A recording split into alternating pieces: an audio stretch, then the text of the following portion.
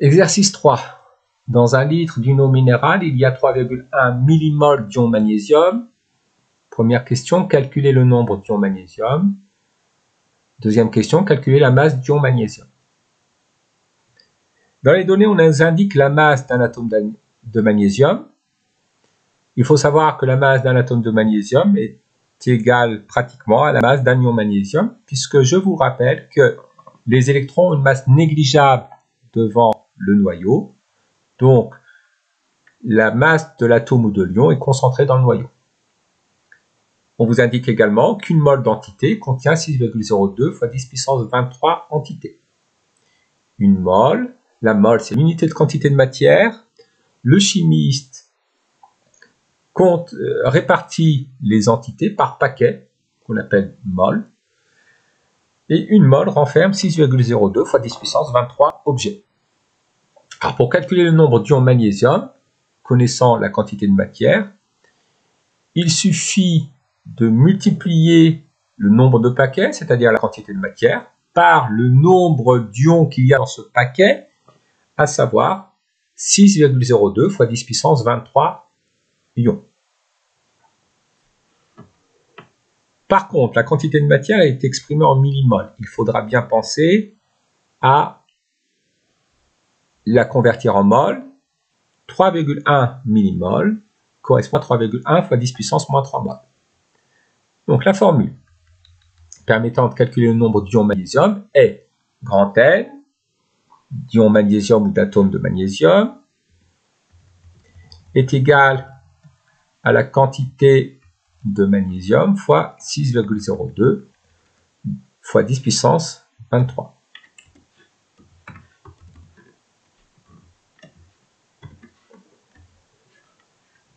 Nous remplaçons la quantité de 3,1 millimoles correspond à 3,1 fois 10 puissance moins 3 moles et nous obtenons comme résultat 1,9 fois 10 puissance 21 ions magnésium. La deuxième question était de calculer la masse d'ion magnésium. Nous venons de calculer le nombre d'ions magnésium. Nous connaissons la masse d'un atome ou d'un ion magnésium. Pour calculer la masse totale d'ion magnésium, il suffit de multiplier le nombre d'ions magnésium par la masse d'un ion ou d'un atome de magnésium. Donc, nous commençons par écrire l'expression littérale. La masse totale d'ion magnésium est égale au nombre d'ion magnésium fois la masse d'un ion magnésium ou d'un atome de magnésium. Nous remplaçons et nous obtenons 7,5 fois 10 puissance moins 5 kg. Pour l'unité de la masse d'ion magnésium, il suffit de se référer à l'unité de la masse d'un atome ou d'un ion magnésium. Ici, elle était exprimée en kilogrammes, donc le résultat s'exprime en kilogrammes.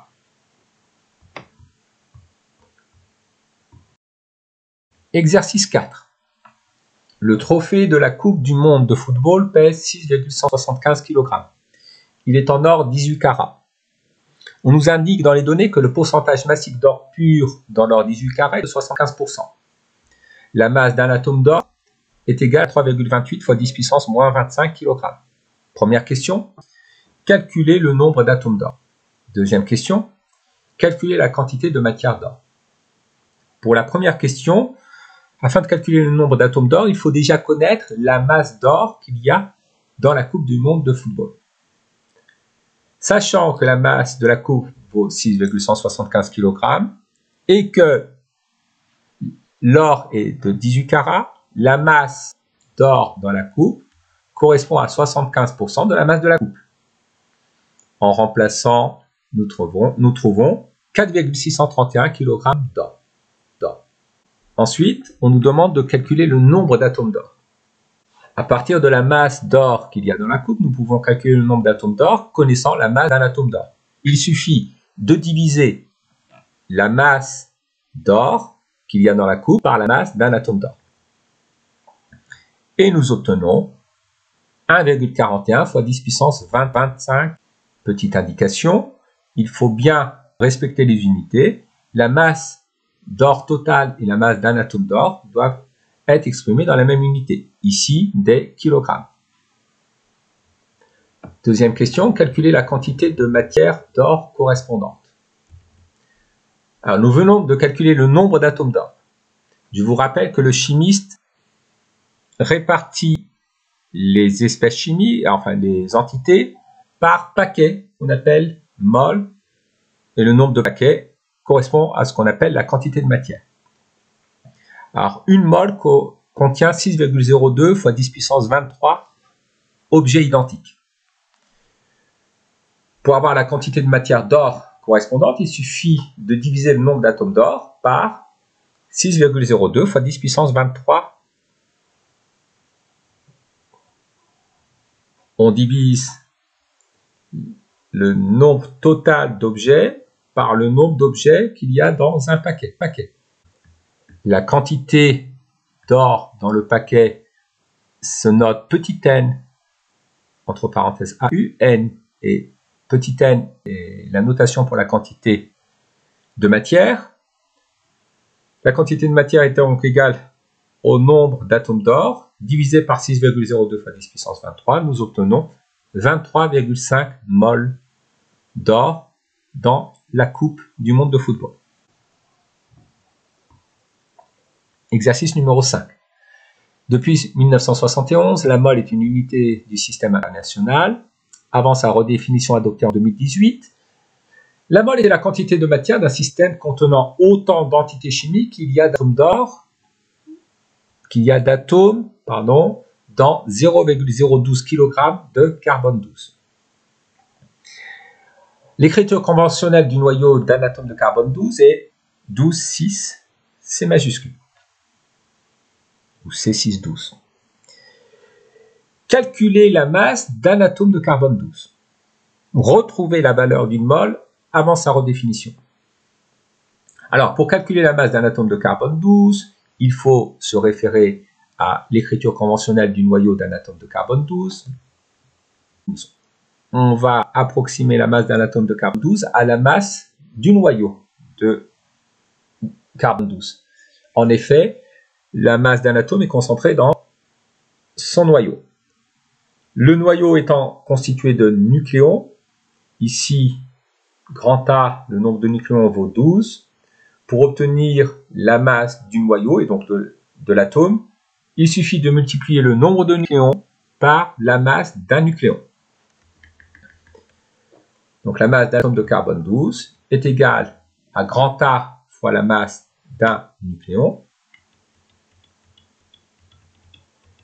12 fois 1,67 fois 10 puissance moins 27 kg. Et on obtient 2,0 fois 10 puissance moins 26 kg.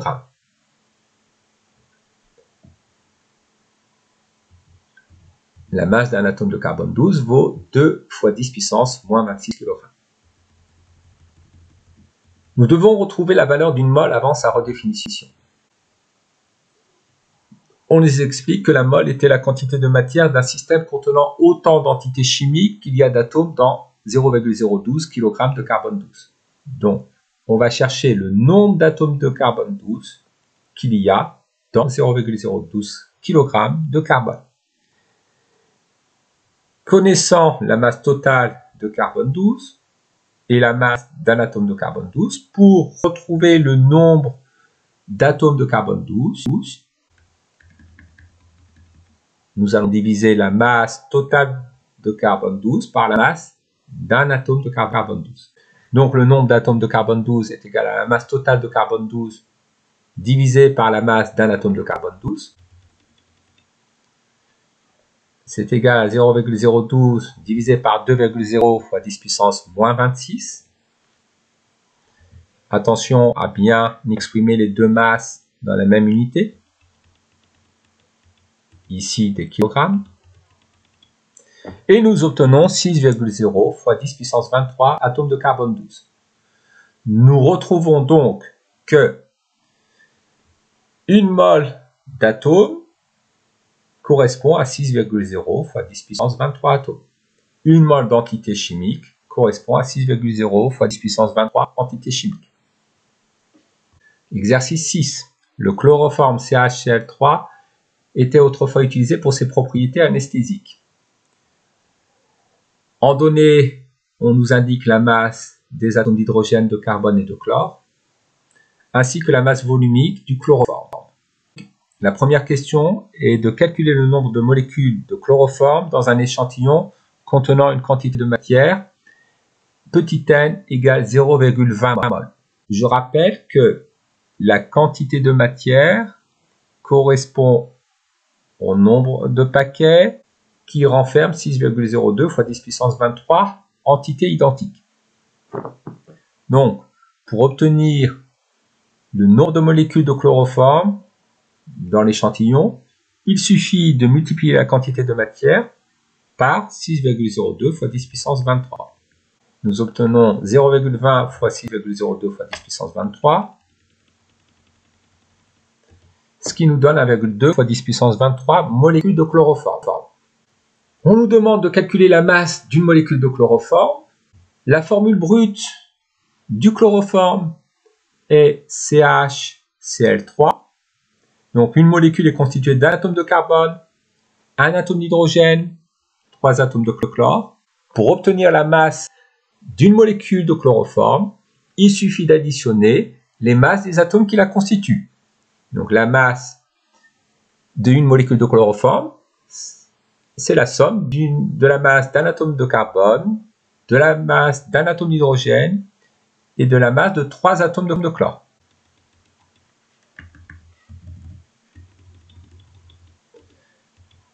Donc, nous remplaçons par des valeurs numériques et nous obtenons 1,99 fois 10 puissance moins 25 kg. On nous demande d'en déduire la masse de l'échantillon. Nous venons de calculer la masse d'une molécule de chloroforme. Dans la question 1, nous avions calculé le nombre de molécules de chloroforme pour avoir la masse de l'échantillon, c'est-à-dire la masse de toutes les molécules. Il suffit de multiplier le nombre de molécules de chloroforme par la masse d'une seule molécule de chloroforme. En utilisant la formule, masse de l'échantillon est égale au nombre de molécules de chloroforme fois la masse d'une molécule de chloroforme, 1,2 fois 10 puissance 23 fois 1,99 fois 10 puissance moins 25, ce qui nous donne 2,4 fois 10 puissance moins 2 kg, et si je multiplie par 1000, nous obtenons 24 grammes. L'échantillon de chloroforme pèse 24 grammes. On nous demande enfin de calculer le volume de chloroforme correspondant. Nous venons de calculer la masse de l'échantillon de chloroforme. Pour calculer le volume du chloroforme, il suffit de diviser la masse de chloroforme par la masse volumique du chloroforme. Nous avons grand V volume de chloroforme est égal à la masse de chloroforme sur la masse volumique du chloroforme, à savoir 24 grammes divisé par 1,49 grammes par litre, et nous obtenons 16 millilitres.